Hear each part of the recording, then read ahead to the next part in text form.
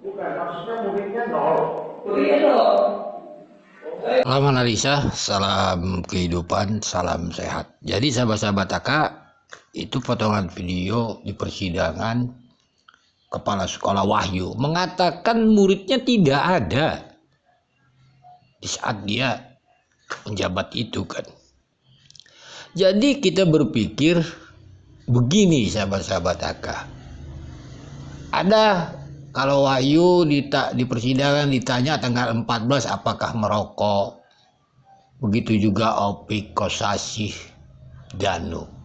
Konteks yang akan ingin bahas, misalnya, kalaulah memang ada puntung rokok mereka di sana, ini kan membuat nalar sehat kita terhadap korban seakan-akan korban ini orang penjorok.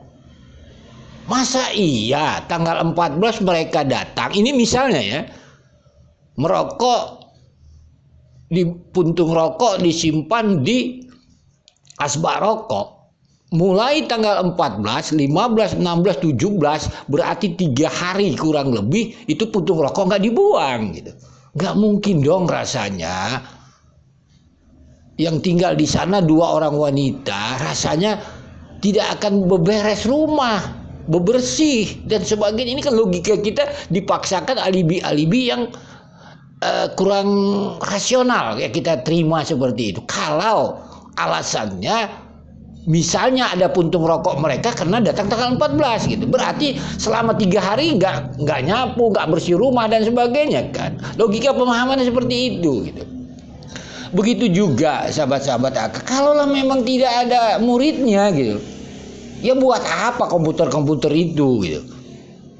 Buat apa sibuk mereka cerita pagi-pagi model Kosasih misalnya mau laporan atau begitu gini mencari murid, mencari data, orang muridnya nggak ada kok.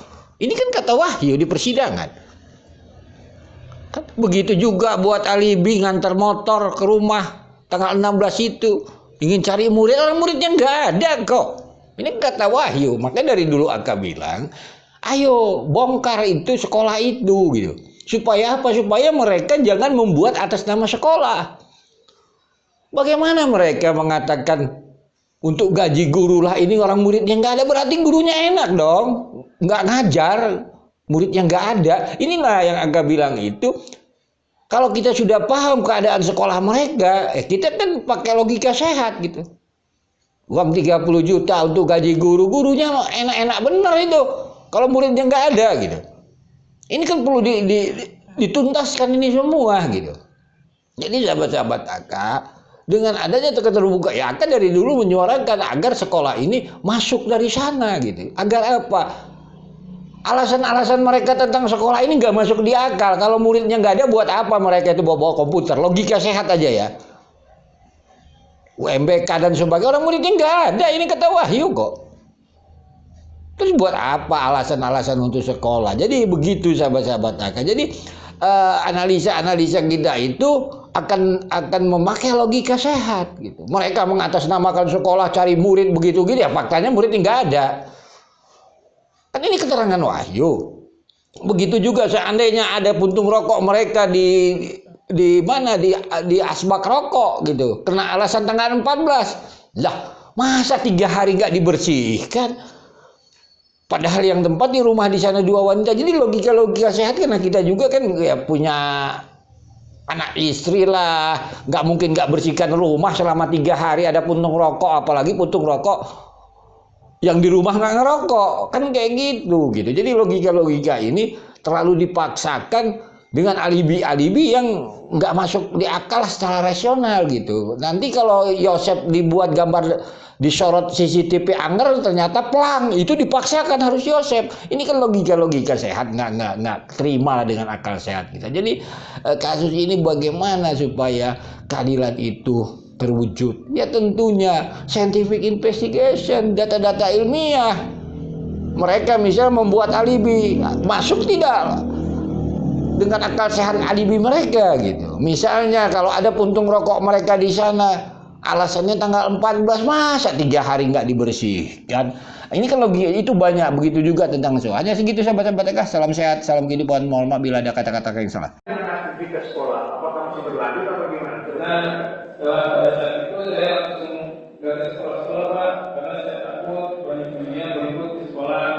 Sedangkan sekolah, saya jujur ya Pak, sekolah pada saat itu murid-muridnya saya akui data banyak, tapi murid nggak ada.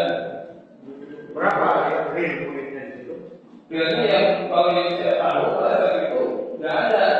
Karena ya pada saat itu pandemi, murid saya mau mengumpulkan sekolah aja susah. Gitu. Bukan, maksudnya muridnya nol. Muridnya dong. Saya belum pernah ketemu sama muridnya. Karena yang pada saat itu pandemi, makanya saya langsung balik ke sekolah. Yang akhirnya ya karena itu kan saya dipanggil sama tim kan. Kita jadi semenjak Pak Yoris, seminggu setelah kejadian, Pak Yoris telepon saudara, kalau Pak Yosef datang ke rumah, jangan diladeni. Yang menghina saya. Menghindar saya karena Karena akan mencairkan apa itu? akan mencairkan dana bos. Iya.